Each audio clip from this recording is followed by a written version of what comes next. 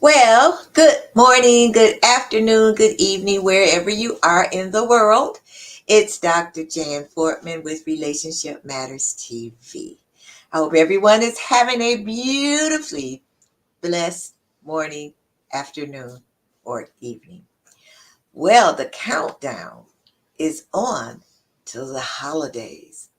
Do you know Thanksgiving is not here yet, but there are so many Christmas decorations in these stores now. I thought, just give us just a little time, a little time. And not only that, one of the radio stations here in Chicago started playing 24 hours of Christmas music every day, all day until Christmas.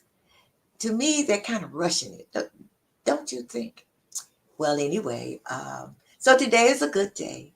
Anyway, let me talk about my guest who I met through Women's Prosperity Network. You know what? Before I really say anything about it, let me show you. I can show you better than I can tell you. Hold on.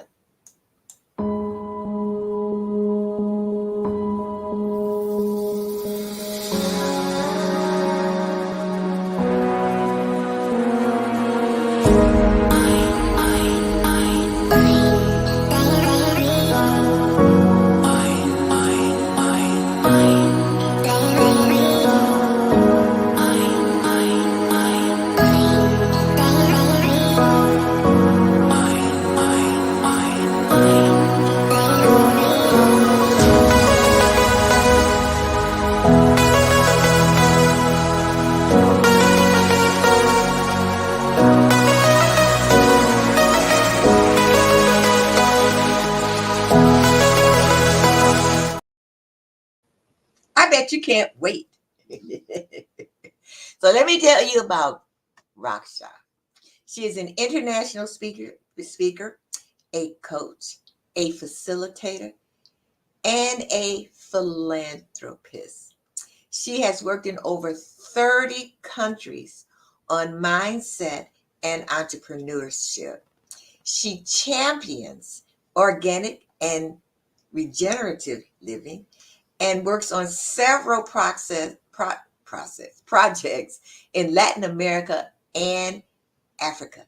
If you have a small business, Raksha is the cheerleader that you want for your small business. She supports and she motivates individuals to create harmonious and abundant lives.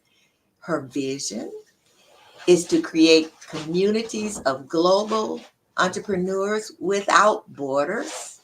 Keynotes, seminars. Gosh, what's wrong with my mouth? Seminars and workshops she does.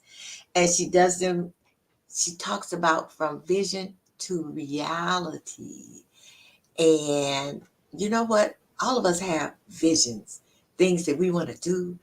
But sometimes what we don't know how to do is go from our vision to our reality. So I'm going to bring her on so you can see exactly who I am talking about. Hello, Raksha. Hello, Dr. Portman. How are you? I am just great. How are you? I'm doing fabulous today. It's nice and cool in Florida. Is it? So what's the temperature there? We're in the 87s. Wait a minute. You, you said nice and cool. I thought you were going to say like 60 or something like that. You know what? I wish it was 80 here. I really do. I think today we got up into the 40s, but 2 days ago, when I got up in the morning, 28 degrees. Oh, wow. No, I know that you probably saying, I wish I was there in Chicago with you so that I could experience 28 degrees. So, I've been there. No, no. Okay. So what part of Florida are you in? I'm in Miami. Okay, you're in Miami. All right. I've been to Miami. Yeah. I love Miami.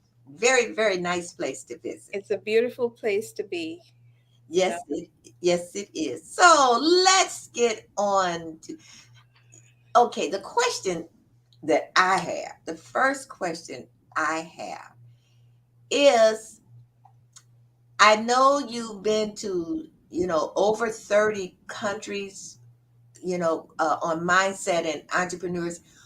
What made you start doing something like this?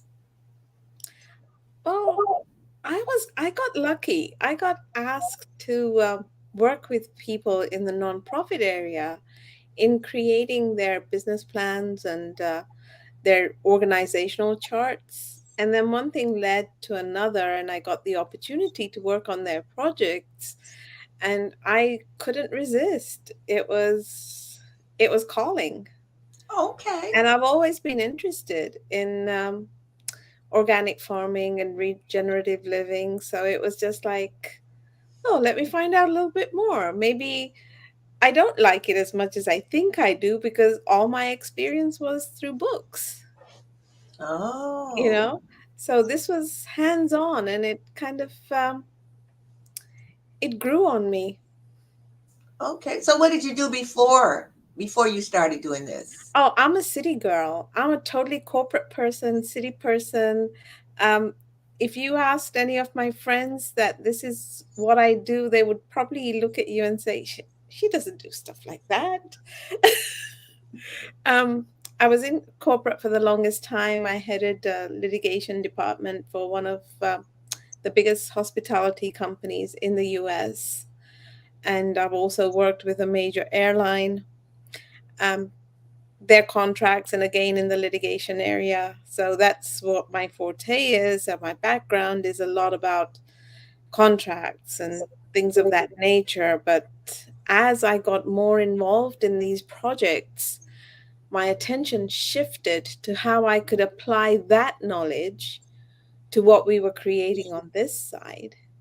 So now, while I still do some business coaching and all of that, my focus is really on the families, their relationships, and how to connect in communities. Because I don't know, I feel that we've become a very isolated country, continent, you could say whatever, even the world, right? Mhm. We don't communicate as much as we used to, but we travel more than ever. So I love that human aspect of it, and I call it my going back to basics. Okay. All righty. So now, for people who are not familiar, tell us, including me, tell us what organic farming is. Okay. So, organic farming starts with where your seeds are organically sourced. So, they have no GMO. The Monsanto hasn't gotten hold of them. There is no pesticide used, no fertilizer. Everything that they use is a natural product. Even their soil has been regenerated to where the chemicals have been taken out so that it can serve the plant and let it thrive. um, we're now getting to a point where we're able to save the seeds of those organic plants and then replant them or even supply them to other countries or other farmers to grow organic produce. Because our produce has been so watered down that even though we think it's fresh, the nutrient level isn't what it used to be.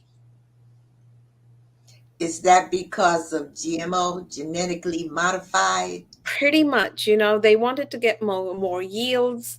They wanted to get larger fruits, larger crops. So that modification allowed us to achieve that, but it stripped us of the nutrients that were in those items. So now we're to a point where we're trying to put them back in. Like there's this whole big movement about saving the soil, because we put so many chemicals in there when we know that, well, we don't know. But there are very simple household items that we could use for pesticide purposes or even to kill weeds that don't have to go into our water table and impact us to that level. Oh, okay. So now you, I want to know what can we use?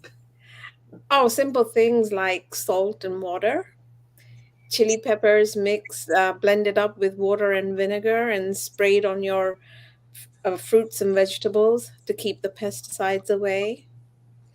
Oh, Um, okay. just simple household items, like Oh, how to wash your vegetables and your fruits with baking soda, oh, you know, and thanks to COVID, we learned that and we learned it very fast. Um, yeah.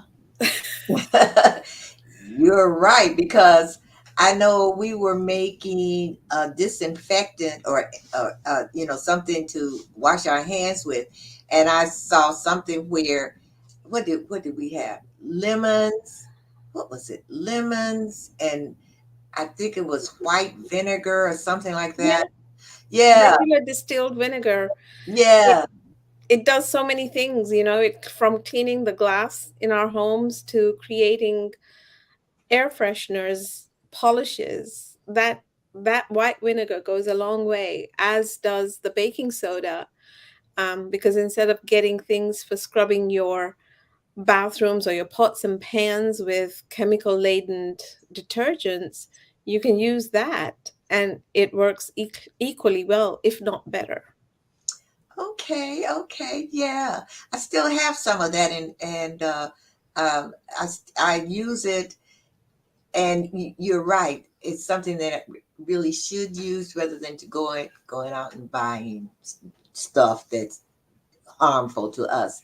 And when you were talking about food that is organic, I remember when they first started talking about GMO, and I didn't really understand what it was. But then someone told me, like, the corn on the cob that we buy from the store is really not real. And so what I try to do is maybe go to a farmer's market where, they it's supposed to be, it is fresh, and they bring it in.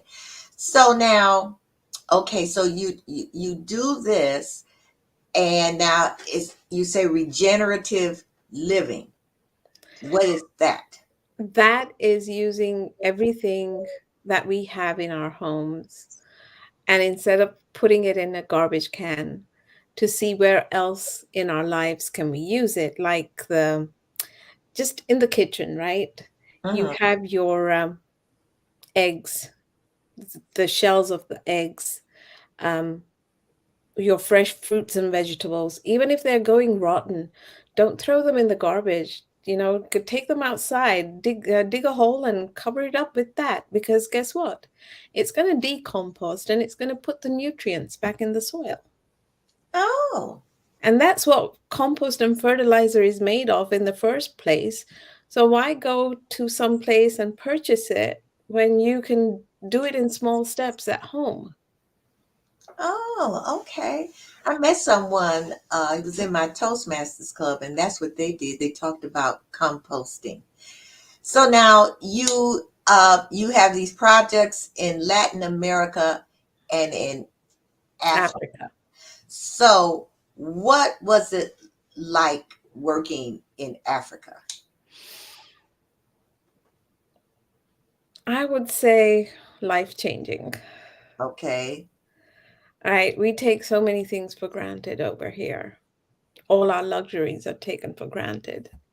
While over there, just having one meal a day can sometimes be a luxury. And a lot of it is the fact that they're rich in one sense of the word, as far as like mineral deposits and metals and stuff is concerned. But when it comes to food, it has been a hard struggle for them because of all the red tape that they have to go through, because they have to listen to what other organizations in the world have to say. Oh, And it's all controlled. They can't just go anywhere and purchase whatever seeds they want. They have to go through a certain process, a protocol, and they're only given certain crops that they can grow, but those crops are meant for export, not for internal use. Well, a lot of them, especially in the East Africa region, are rebelling to a point where they refuse to work with Monsanto, which is amazing because it takes something to step up and say no to Monsanto. They're huge. yeah.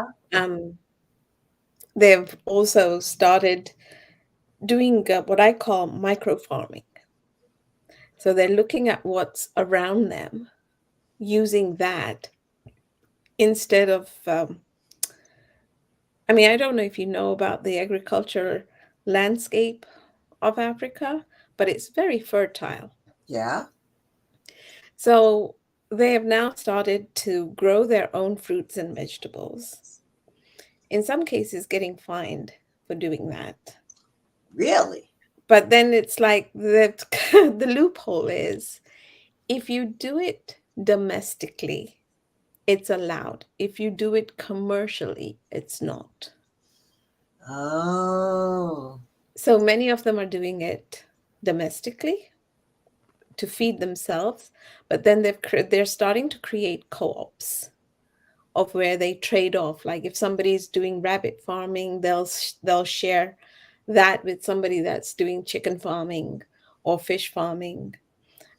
Even if it's wheat or other vegetables or fruits, like they're growing their fruit trees in forests because that land is not owned by anyone.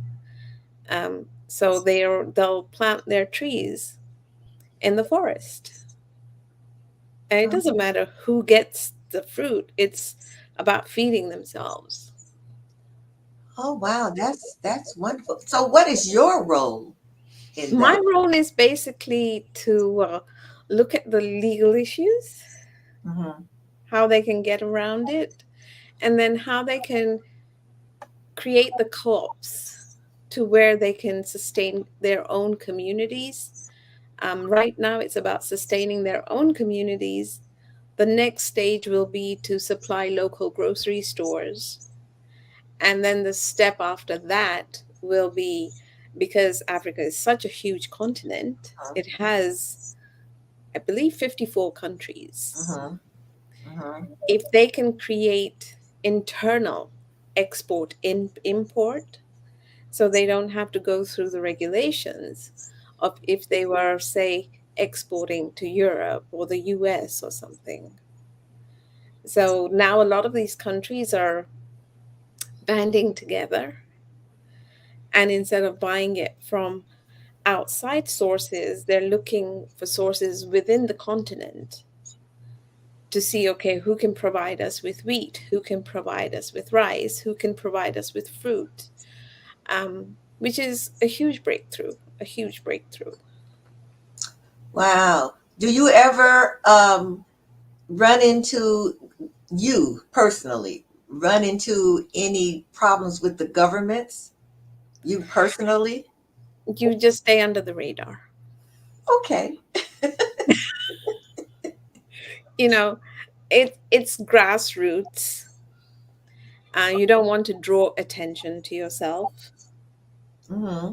So it's just about staying right under the radar, doing what needs to be done, not draw attention to yourself. You never want to draw attention to yourself Okay.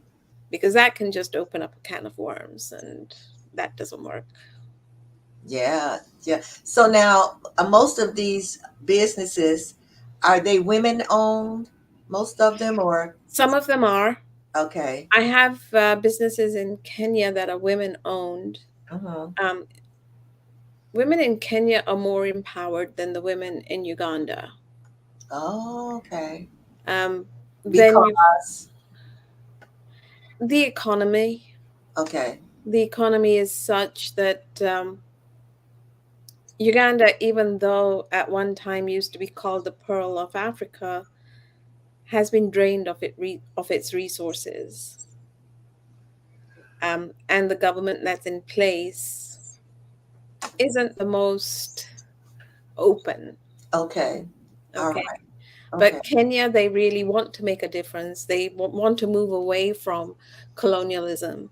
They want to move away from that control, as does Ghana and Rwanda. Hmm. So it's really a lot of watching where you're walking. Okay. Yeah. Okay. Like I said, I teach entrepreneurship. I teach mindset work. And then I also teach them who can they connect with. So I'm always looking for connections Hmm. of like we have people in the Caribbean, in Barbados, in Jamaica, who are Hmm. doing like organic farming and regenerative farming, and I'll connect them with the people in Africa. And there's a lot of stuff going on like that, Okay. so it's a challenge, but it's definitely worth it.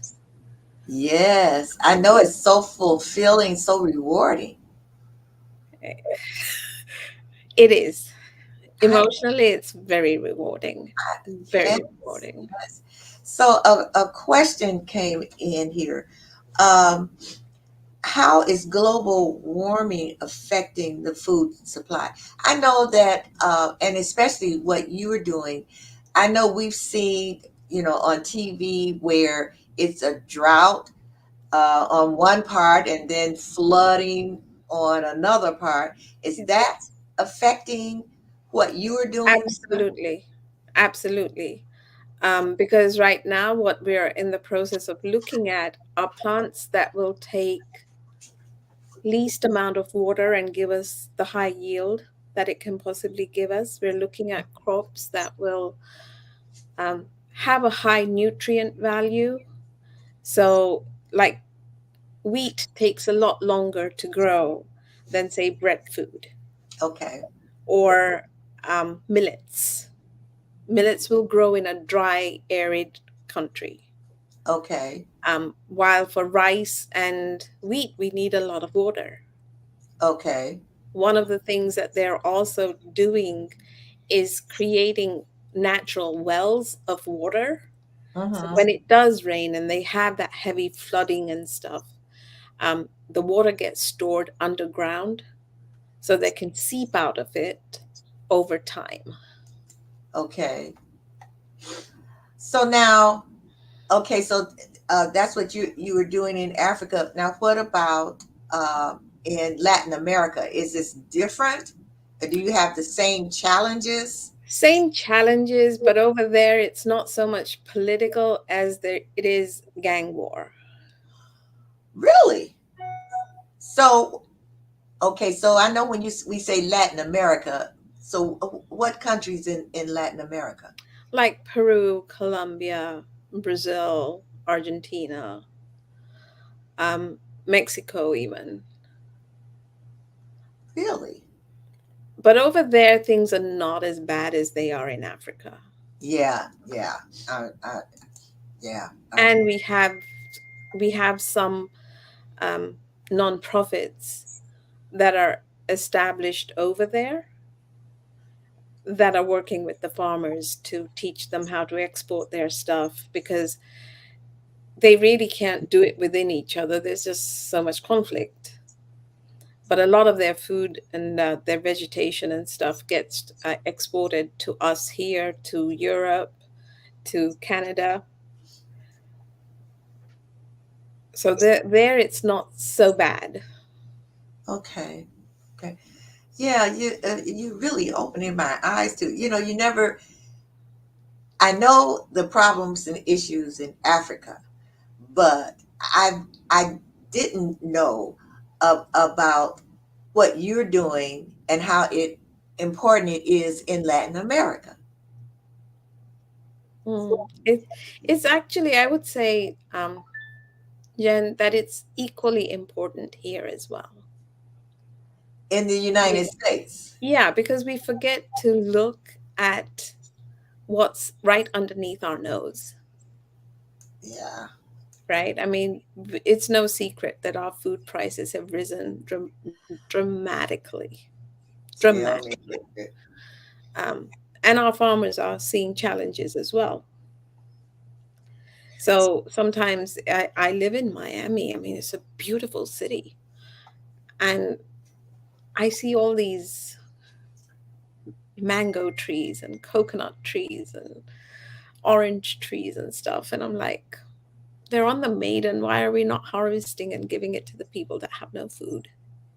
Yeah, you are right. And like you said, we complain about the cost of food. We were talking about that the other day, and my friend and I went into this place and we had a cup of coffee. It was $3.45 for a cup. you know, and That is cheap compared to other coffee houses. oh my God, and then where do most of the coffee beans come from, and who's getting all this money, and the one thing comment came in here I wanted to put. Renita Dixon says her cousin used to put the eggshells into her house plants, and her plants were beautiful. Yes. So eggshells, and I found this out from one of my really good friends. Eggshells are human quality calcium. If you ground it up and you put it in your food, you could actually consume it. And it's a wonderful, high, pure source of calcium. Really? Yeah. Look, do you have a book about, look, if you don't have a book about all of this, what you're telling me, and you know what, do you? Because you should. I don't, but you'll be You surprised how many people have told me that you need to write something about do. this.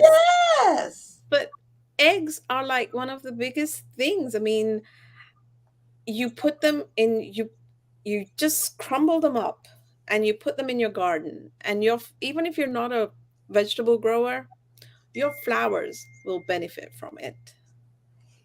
I And am it's going something to, we're putting in garbage cans. I am going to do this because I have a lot of plants, and I didn't know. Yes, you need to write a book. So one tip I give people over here is you don't need a compost bin. You don't even need a big yard where you can bury your kitchen waste. At the end of the day, put some water in a blender, blend it all up, and pour it in your flower beds, pour it in your yard, in your house plants. That's it. You don't have to wait for it to compost. You don't have to bury it and have flies and stuff. None of that thing will happen, but you'll get the benefits of all the nutrients that are going down the drain, and you're going somewhere to buy plant food and fertilizer and stuff. True. True. You are right. So, Raksha, I'm going to take a couple of commercials, and then when we come back, I want to talk with you about how you can help us entrepreneurs here with your different workshops and Absolutely. what you can do for us here, uh, and especially me. So, everyone, don't go away. We will be right back.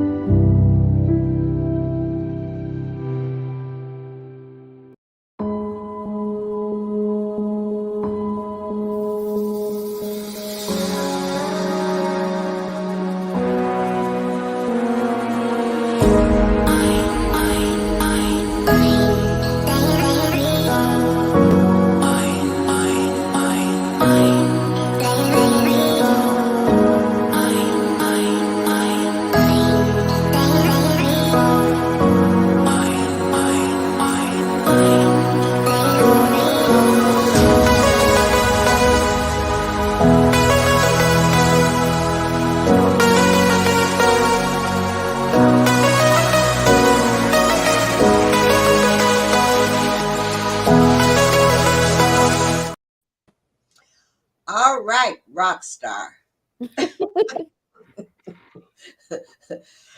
So, tell us all about your program and how you help entrepreneurs here.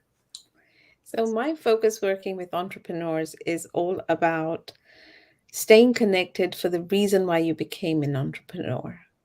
And one of the biggest reasons is because we want to provide better for our families, right? We risk everything, our life savings, sometimes even our retirement plans, to create a business that will provide for our families. Um, Sometimes what we forget to do is have a conversation with those people to say, hey, going to do this. Are you with me? Or am I going to have resistance?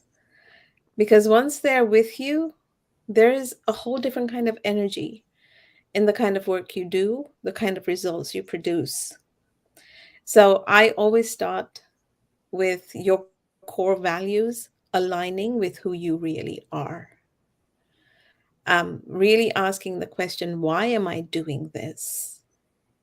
Is it just for the money or is there something else? Because if there's something else, you are more likely to continue with it and want to prove something. If it's for the money, you'll find so many other things that will distract you, right? At least that's my belief.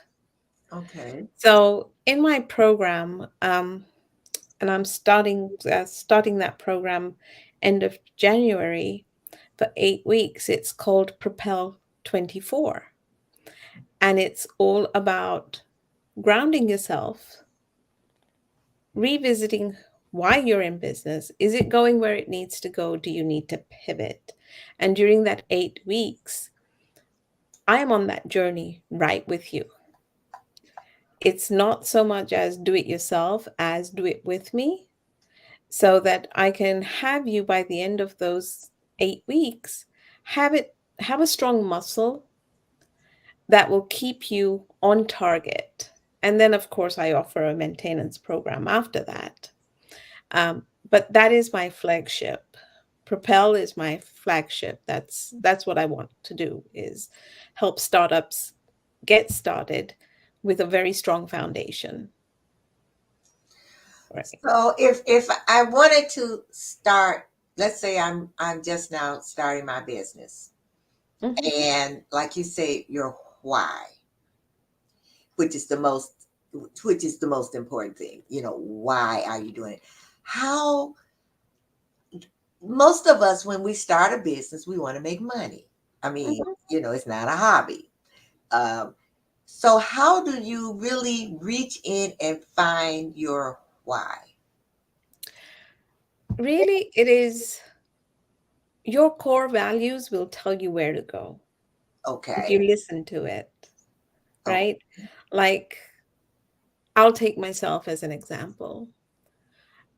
I started because I was seeing so many entrepreneurs spend money to do everything that they're told to do, but they forget to do the most fundamental foundational piece, which is creating a plan, which is knowing, will their resources sustain them for the 18 months to 3 years that it will take for your business to return a profit, and in the process lose everything, right? We've heard of those stories. Uh-huh. Becoming an entrepreneur, it sounds glamorous, but you and I have been in the trenches. We know it's not glamorous. If it's anything else but that, right? It's not the Instagram posts or the Facebook posts of 5-star resorts and private jet planes. But you want to get there. You want to get there, but you want to get there the right way. You can't Yeah. risk your entire life's savings to get there. Yeah. And it's like they say, you first need to learn to crawl before you're running. And then you need to train for the marathon before you run a marathon, because otherwise you're going to get sick in the first mile, Yeah. Yeah. right? So I take the same principle, and I tell my clients, just look around you, look at nature, right? Simple thing. Look at how you put your clothes on. You put your pants on one leg at a time.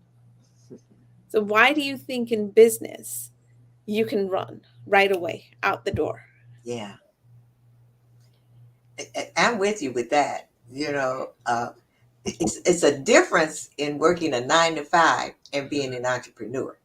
It You is, work because a when you're when you're an entrepreneur, all those hats you've got on your head start looking like the Leaning Tower of Pizza. Yeah. And the You know? hours that you put in, In the there is, beginning, you have to put those hours in. yes. If you think you're going to work 3 days a week Uh, and you're going to be successful, even with the technology we have and the social media influences, it's still, if you don't know what you're really doing, it's going to be hard.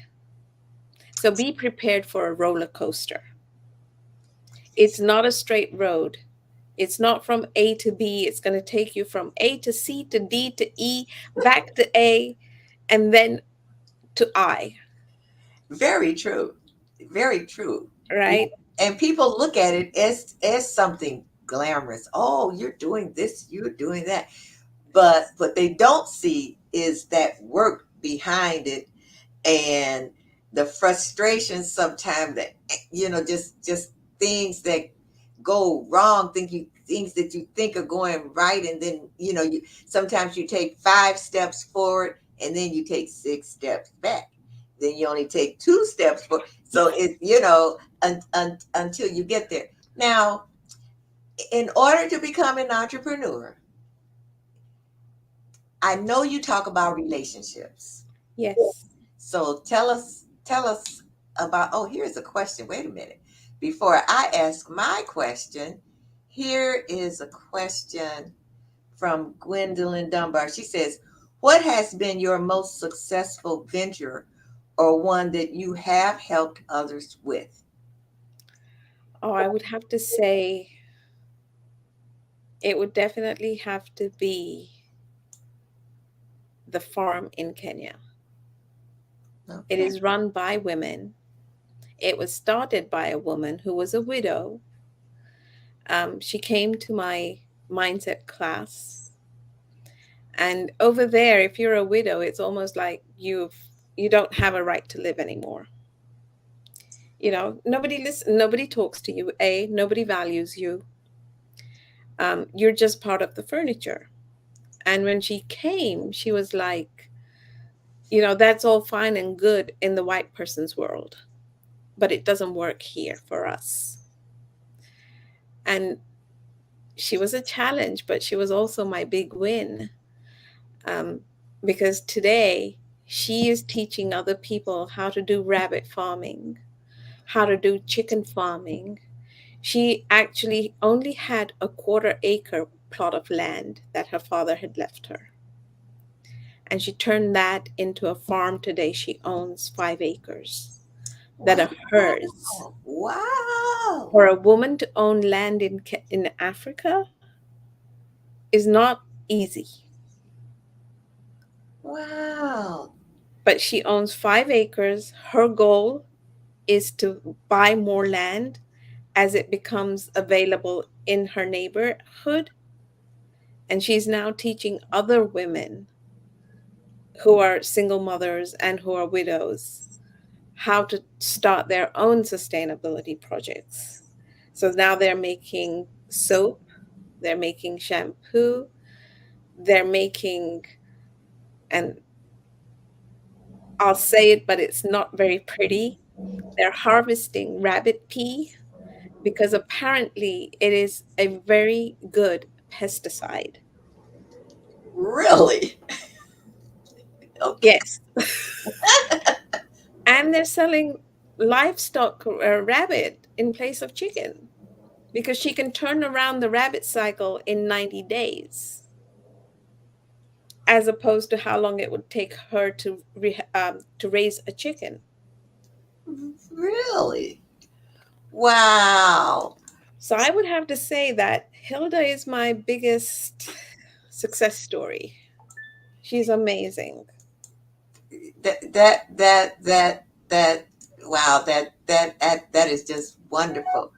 Well, I wanted to talk about a little bit about relationships. So, as an entrepreneur, and then with all the women that you were talking about in Africa and in Latin America, the relationships that you have to form in that you should form in order to be a successful entrepreneur, no matter what it is. Oh, that goes anywhere, Jan. Yeah, That is like anyone. You should never look at somebody as a ticket to something, right. right? You never know when that relationship will come in handy. So you always want to build relationships and actually nurture them. Nowadays, we don't have to go to the post office to send a birthday card or a New Year's greeting or any special occasion, right? It Right. just takes a moment to send a text or an email and wish somebody a happy birthday. Oh my God, you know how you can build relationships like that. Yeah. Or genuinely ask somebody, how are you? Our automatic is to say, oh, everything's good. But you know that everything is not good, Yeah. right? Right. It's that kind word that you tell somebody that you never know how they can support you.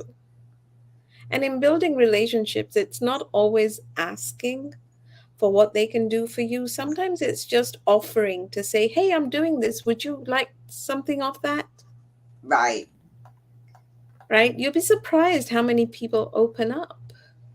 That's very true. So I like to tell people that relationships and your network is really what your net worth is, Okay. because your clients are coming from them, Mm-hmm. Very true. right? So if you have no relationship, you don't have a net worth.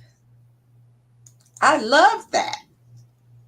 So relationships are very important. I mean, you do what you do, right? My Yeah. only thing is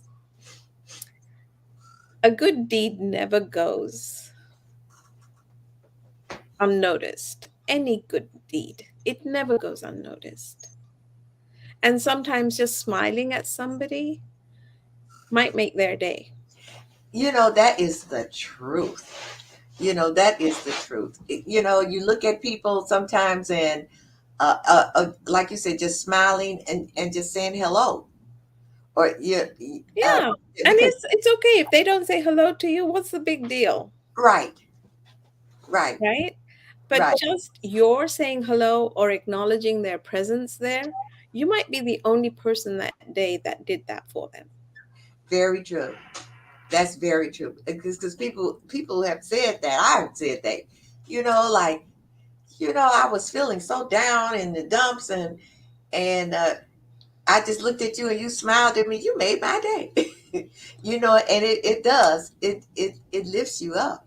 But we're so trained. Socially, we are so trained to find the fault in everyone, right?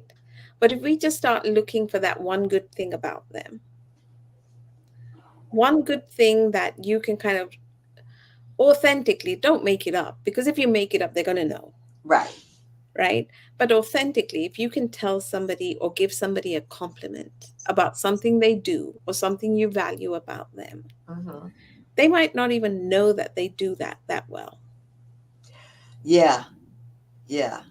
Yeah. And you see the surprise and the delight, or Yeah, that you noticed, that you exactly that you notice.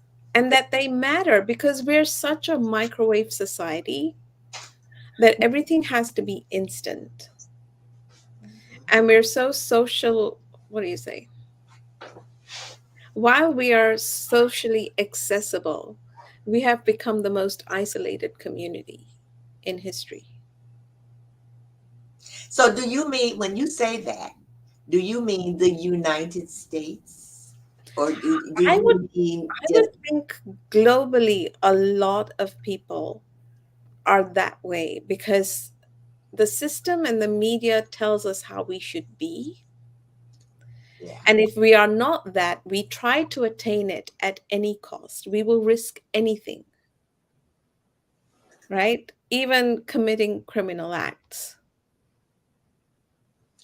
yeah, and like you say, globally, individually, Individually, it's an individual choice. yeah, It's not a, I don't think it's a cultural thing. I think it's a personal choice of wanting to be somewhere. yeah, yeah. And I think the best way I can explain that is, you know, when I was growing up, there used to be this people trying to keep up with the Joneses. Oh yeah, yeah, Yeah. Well, that hasn't died. It's just gone to a different level, right? Before it was the clothes, the car, the house. Now it's everything. The vacations. If we have nothing to discuss, we discuss our kids. Our kids have to be better than that. And how much pressure are we putting on ourselves and our family? that's very true. You know, we Yeah. all need 3 meals, no matter if we have a 50-room house or a 2-bedroom house, we can only sleep on one bed at a time. Hmm. Hmm. Hmm. So, why are we fighting over things instead of fighting for people? Yeah, yeah. I mean, look at the world right now. Please.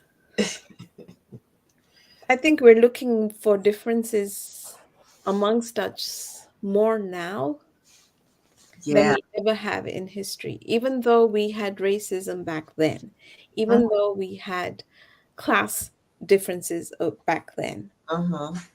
education differences, restrictions, right? When Uh-huh. you look around, even we as women, people are still trying to control us. We're in the 21st century. Why are you trying to control us? I agree with you 100%. Our grandparents passed fighting the fight to give us equal rights. Uh-huh. But we will let somebody sitting in an office tell us what's right for us and what's not right for us, Uh-huh. Uh-huh. right? Yeah. Yeah. So, My dad used to say this story to me um, about, and it was more about racism than anything else. And he was like, you know what? Don't look at people from their color. Look at them from who they are and what their character is. yes. Because if you were in an accident and you needed blood and you don't know who gave it to you, are you going to give it back to them if it was somebody you didn't like? Right. That's yeah. We all bleed red. Thank you. We all bleed red. So, Raksha, now this show is called Relationship Matters. So, how can we build more meaningful relationships, especially with people on a global level? I think it's talking. It's exactly what you're doing. Okay. Bringing conversations to the table, exposing those people from global areas and different backgrounds, different cultures. One of the things that Dr. Fortman that I would love to do, and I haven't figured out how to do this, is have 5 different women from different backgrounds, races, religion, talking about the differences.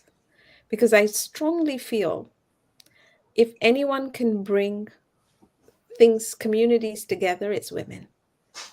Yeah. You know We, what? I would love it if we would have a female president because I think things would just be totally different. I really do. things would be different, but it depends on who that is, Well, yeah. Very, yeah. right? Yeah. Women, I feel they, when they're in need of something, they don't let their ego stand in between. Yeah. They'll say what's needed Yeah. and they'll get it done.